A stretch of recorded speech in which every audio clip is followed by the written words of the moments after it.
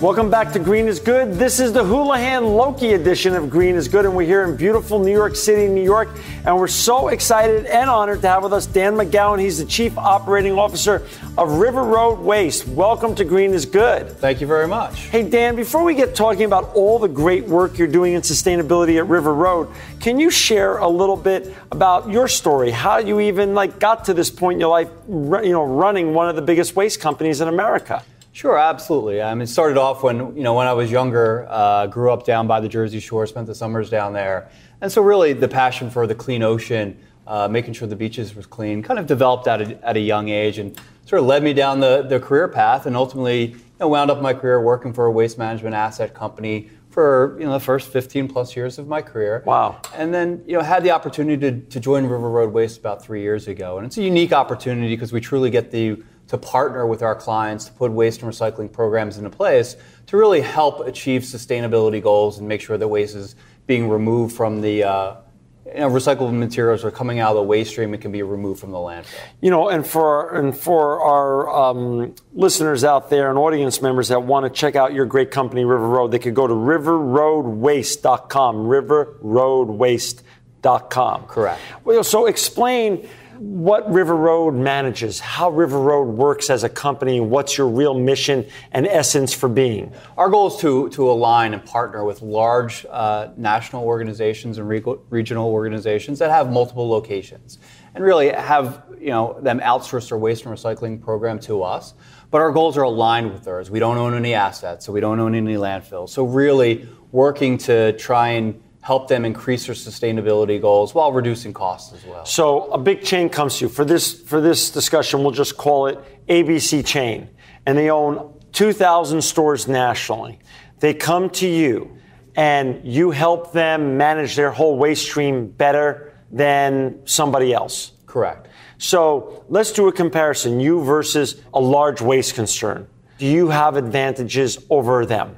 Sure. Well, I think, number one, as compared with them, realistically, large waste companies do make money by having the waste end up in the landfill. It's just where their profits are ultimately generated. Right. Where for RiverRoad Waste, that's not our motivation. Our motivation is truly to work to remove waste out of the landfills, how we can recycle more, and really even work with our clients to determine what's in their waste streams so they can go upside and try and remove that from the waste stream even right from the beginning of the process. So if I'm the person who's running the ABC retailing chain and you're now pitching me, not only is it a greener process and more sustainable handling of my waste stream now through RiverRoad, but also you're going to be potentially saving me money. Yeah, absolutely. Looking to save money and then using that money too to implement other recycling programs to even further increase towards our sustainability goals, as well as reducing costs, which we know is important to a lot of clients. Do you bring to what is a legacy industry in so many ways and is maybe a little even considered opaque sometimes? Do you bring more transparency to the industry by the processes and procedures that you implement with your client base? Absolutely. We're fully transparent to our clients, so they can go in at any point in time we have a proprietary system called MyRoad that we use as a client portal that they can log on to. And at any point in time, they can see all their services at any location, the status of any work orders or tickets, but also provides them the reporting they need that will track their sustainability goals as well as their spend over periods of time, so they can compare that and then bring it and use that internally as a selling point as well.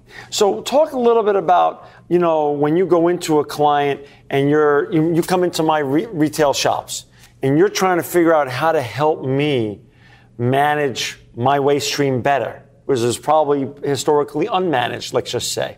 Do you come in and do like a waste audit first and create some sort of accounting of what I even have to get rid of?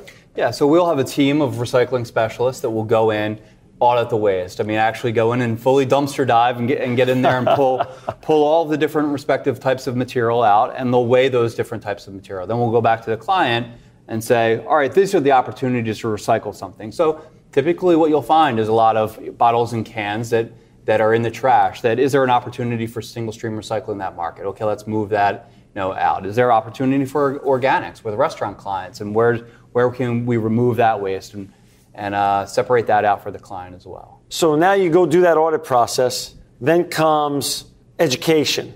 How does the education process work? How do you gently or more less than gently explain to me how badly we've been handling our stuff historically, and maybe I know it or maybe I don't, and how you're going to help us and really transform the handling of our waste process? Yeah, absolutely. And I think that's where the site audits help to give real data. And we'll find in certain locations, particularly more educated markets that have had recycling for a longer period of time, that the recycling levels are higher. But in certain other markets are not. So even while there may be a corporate initiative to remove this recycling out, you really get the perspective from the waste audits of what's actually still going into the waste. So then it is an education campaign and working with those individual stores or marketplaces to provide materials back to them on a one-time basis or a monthly follow-up to how they continuously get that back to show them. It's the breaking down of cardboard to be able to fit more into that container, or the understanding of what exactly does single stream mean. Because that can mean something different in each respective market, but educating each individual marketplace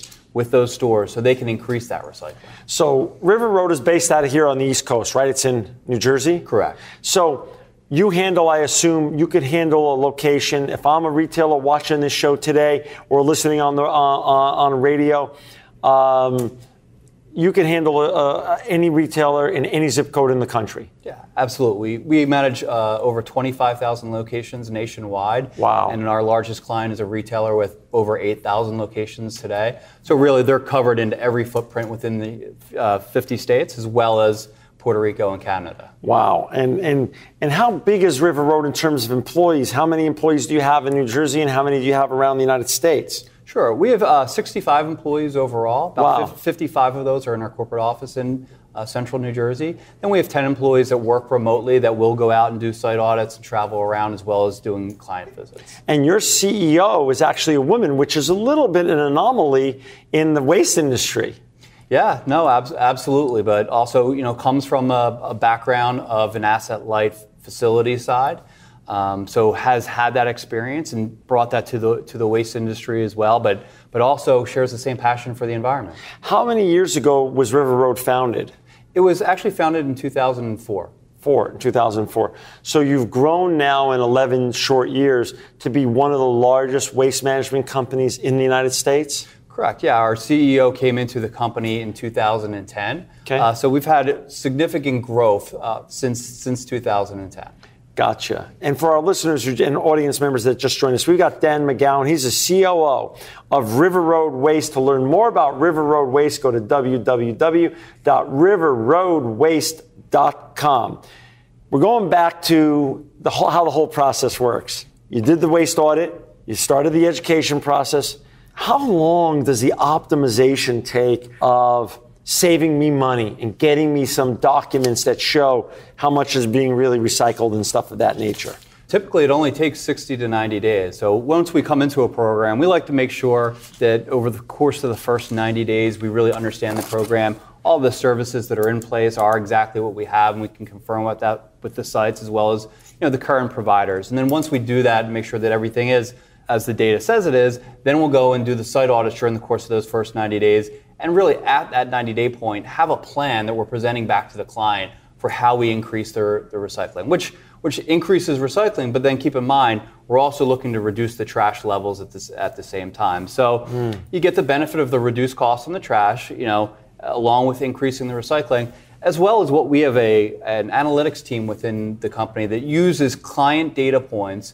So it could be for a bank number of employees, for a retail store, it could be case counts, to really estimate what's the driving force to come up with the total yards of waste that they should have. And so we'll do that at the same point in time and say, hey, that store's getting an 8-yard container 3 times a week for service, but perhaps only need 1 time a week of service. So further reducing the cost, which again helps out with putting in additional programs for the company or additional recycling initiatives. That's so interesting. I'm going to segue a little bit. You mentioned that you still have to work with some portion of their waste can't be recycled. So you still have to dispose of certain portion of their waste. So how do you interrelate with the waste companies now? Do you then work with the 2 biggest or 3 biggest waste companies out there? And how do they see you? In certain situations we do. There are a lot of franchise markets where the largest companies do provide service. But typically we're more on the large regional players and try and partner with those and basically help them as acting as a national accounts wing. But really, we view ourselves as part of the supply chain, and they're not vendors to us. They're really partners, and it's working that partnership along the supply chain between the client and ultimately the service provider, whether that's a waste service provider or an organic service provider, whichever way it is. It's really viewing ourselves along that, being able to provide consultative information back to our client, as well as the data, the reporting, and as importantly, one point of contact for customer service. Really, one point.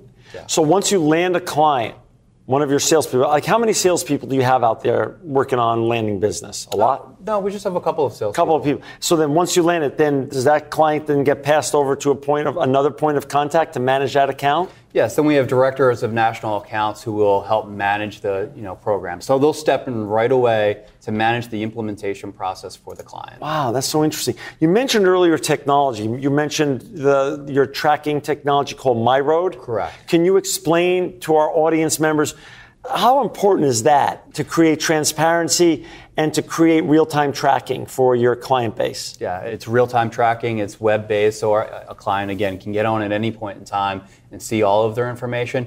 But it's also very important in terms of the tracking to see, are we making continuous progress for the client? So we like to picture ourselves at RiverRoad as the one that provides continuous solutions. It's great that, signing up and getting a new client on board, but where we really think we bring value to our clients at the end of the day is continually over the life cycle of the program, looking at your waste stream, evaluating it, and see how we can make continued improvement. So every quarter we'll go back and look at opportunities for increased recycling, increased diversion. You're never done. We're never done. That's so exciting. As a business enterprise, Dan, when you're marketing against your competitors, what's the universe look like? How many competitors to RiverRoad are there out there? Sure. I mean, there's really a few. I mean, we do have the large national waste companies that we're competing against that have national accounts programs as well. Right. But again, from our opinion, as compared to them, we're really sustainability focused. We're really about aligning our goals with our clients' goals, and we don't make any more money by upselling services to our clients. So that's half of our segment. And then there's a lot of waste brokers, I'll call them, that realistically are just a price play, where they try and leverage volume of services and get the cheapest rate.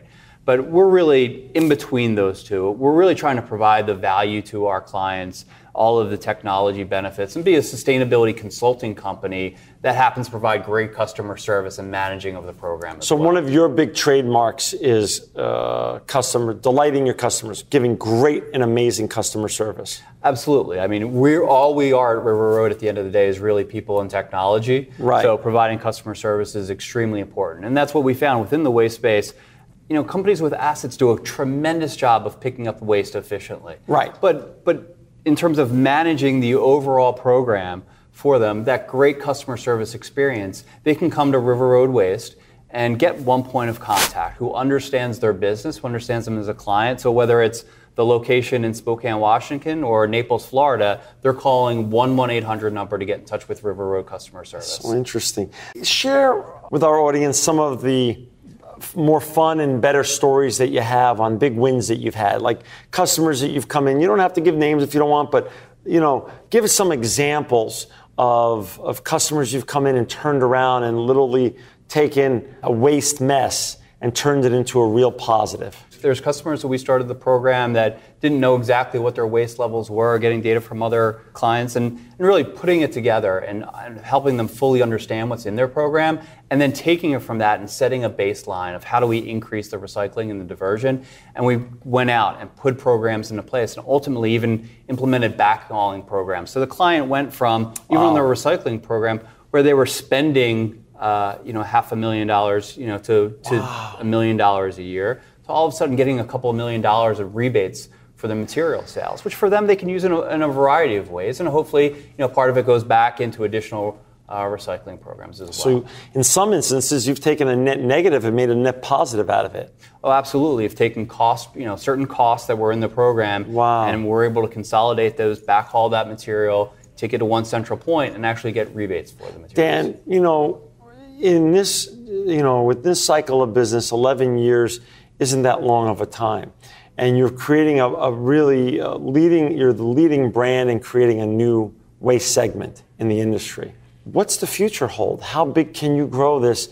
And what are you looking to do in the years ahead with RiverRoad Waste? Sure, absolutely. We still think that there's an opportunity to grow within our core segment today of the standard waste and recycling. Right. But we're also branching out and have branched out in other areas and managing other waste streams where our clients now have come to us and said, hey, you do a great job on the waste and recycling side. How can you manage hazardous waste? Could you manage tires for us, grease and oil for restaurants? And so we've added in all of these ancillary service offerings to our programs and made sure when it comes to grease and oil, cooking oil is a rebatable product, but a lot of companies don't know that they should be getting rebates for those. And so we're able to manage that and not only make sure that they get a rebate, but we're making sure that they're getting the appropriate rebate as well. That's great.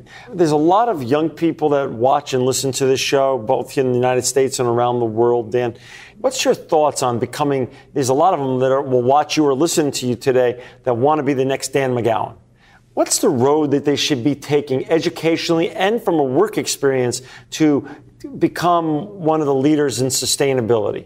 Sure. Well, I think, the first thing that comes into place is passion, right? So making sure you have a passion for what you do, and then it's truly not work. It's, it's fun.